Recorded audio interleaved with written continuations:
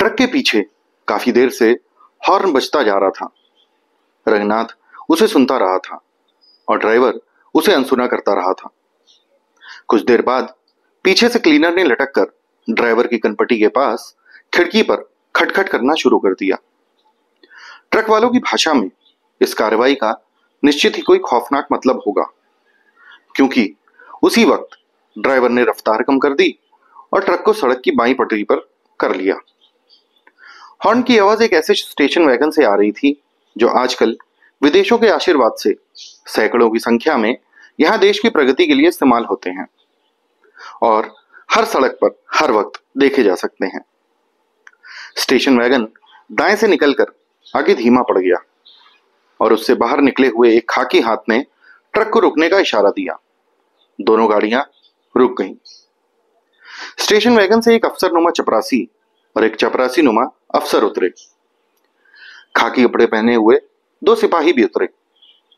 उनके उतरते ही पिंडारियों जैसी लूट खसोट शुरू हो गई। किसी ने ड्राइवर का ड्राइविंग लाइसेंस छीना, किसी ने रजिस्ट्रेशन कार्ड। कोई बैकव्यू मिरर खटखटाने लगा, कोई ट्रक का हॉर्न बजाने लगा, कोई ब्रेक देखने लगा। उन्होंने फुटबोर्ड हिलाकर देखा, बत्तियां जलाईं, पीछे बजने वाली घंटी टुनटुनाई। उन्होंने जो कुछ भी देखा वह खराब निकला।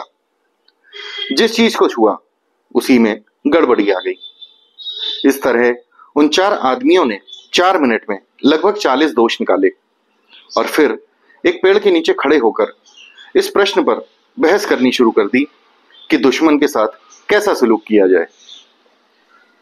रंगनाथ की समझ में कुल यही आया कि दुनिया में कर्मवाद के सिद्धांत, पोयोटिक जस्टिस आदि की कहानियां सच्ची हैं। ट्रक की चेकिंग हो रही है और ड्राइवर से भगवान उसके अपमान का बदला ले रहा है। वह अपनी जगह बैठा रहा, पर इसी बीच ड्राइवर ने मौका निकालकर कहा, श्रीमान जी जरा नीचे उतर आए, यहां गियर पकड़कर बैठने की अब क्या जरूरत है। रंगनाथ एक दूसरे पेड़ के नीचे जाकर खड़ा हो गया। उधर ड्राइवर और चेकिंग जत्थे में ट्रक के एक एक पुर्जे को लेकर बहस चल रही थी। देखते देखते बहस पुर्जों से फिसलकर देश की सामान्य दशा और आर्थिक दुर्व्यवस्था पर आ गई और थोड़ी ही देर में उपस्थित लोगों की छोटी छोटी उप समितियां बन गई। वे अलग अलग पेड़ों के नीचे एक एक विषय पर विशेषज्ञ की हैसियत से विचार करने लगी। काफी बहस हो जाने के बाद एक पेड़ के नीचे खुला अधिवेशन जैसा होने लगा और कुछ देर में जान पड़ा गोष्ठी खत्म होने वाली है। आखिर में रंगनाथ को अफसर की मिमियाती आवाज सुन पड़ी, क्यों मियां अशफाक, क्या राय है, माफ किया जाए। चपरासी ने कहा, और कर ही क्या कर सकते हैं हुजूर, कहां तक चालान कीजिएगा, एक आध गड़बड़ी हो तो चालान भी करें।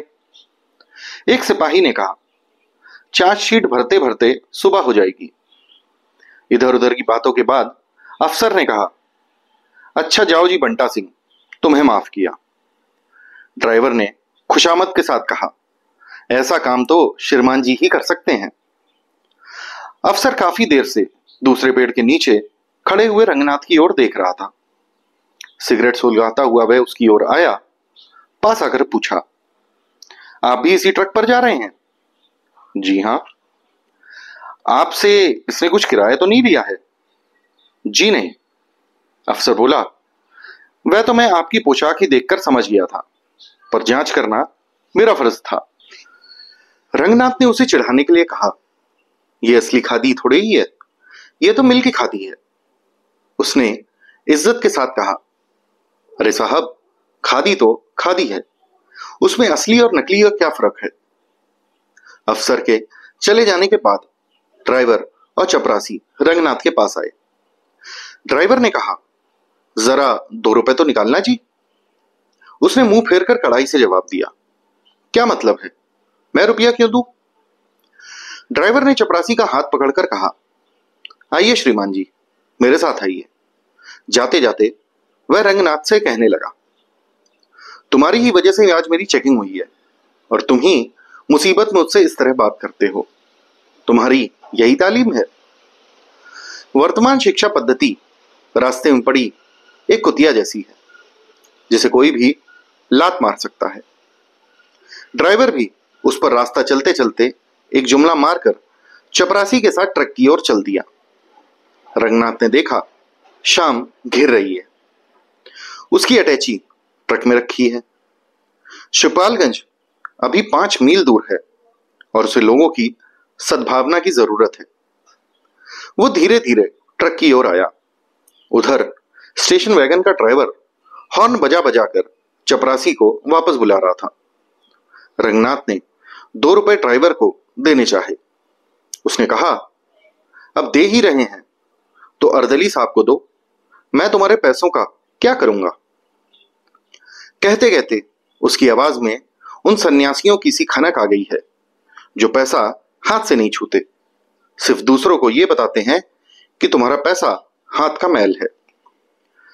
चपरासी रुपयों को जेब में रखकर बीड़ी का आखिरी कश खींचकर उसका अधजला टुकड़ा लगभग रंगनाथ के पैजामे पर फेंक कर स्टेशन वैगन की ओर चला गया।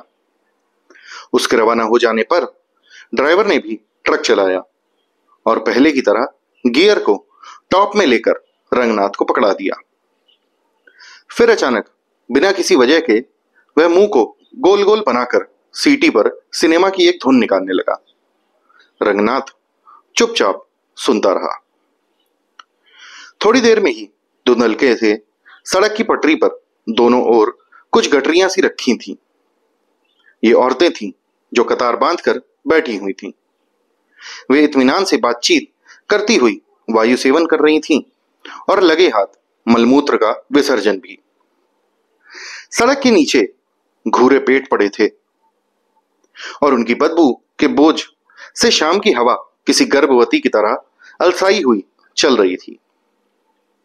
कुछ दूरी पर कुत्तों के भौंकने की आवाजें हुई। आंखों के आगे धुएं के जाले उड़ते हुए नजर आए। इससे इनकार नहीं हो सकता था कि वे किसी गांव के पास आ गए थे। ये शिवपालगंज था। आपको ये वीडियो कैसा लगा हमें जरूर लाइक्स और कमेंट्स के जरिए बताइए। ऐसे ही साहित्य के व्यक्तित्वों और विषयों पे संवाद के लिए हमें सब्सक्राइब और शेयर करें। धन्यवाद।